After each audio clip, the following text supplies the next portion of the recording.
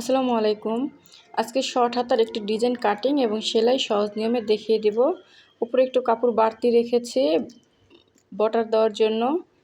এখন এখানে ডাউন 3 ইঞ্চি হবে, লম্বা মাপ অনুযায়ী লুজ মাপ অনুযায়ী নিতে হবে। এখন একটু বাড়তি রেখে আমি কাপড়টি কাটিং করে নেব। এখন বক্রম 9 ইঞ্চি, সাইডে 3 ইঞ্চি, এভাবে ভাঁজ দিয়ে একটু মার করে নিব। মার করে এভাবে দাগ টেনে নিতে হবে। আমি কিভাবে কাজটি করছি একটু লক্ষ্য করলেই বুঝতে পারবেন। এখন এইভাবে একটা ভাঁজ দিয়ে কাটিং করে নিতে হবে।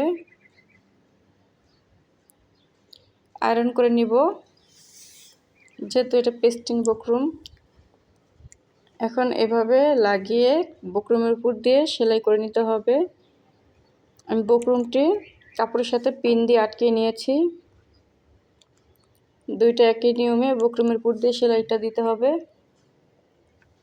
মাঝ বরাবর কাটিং করে কাপড়টি কাটিং করে নিতে হবে, ভিতরের একটুখানি বাড়তি রেখে।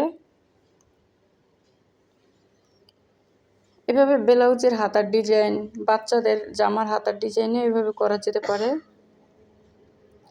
এখন এই পাপড়িগুলো এভাবে জয়েন করে নেব। এখানে দুটি পাপড়ি একসাথে সেলাই করে নিয়েছিলাম, ব্ল্যাক কালার আর ইয়েলো কালার। এভাবে রেখে এখন আমি চাপ সেলাই দিয়ে দেব।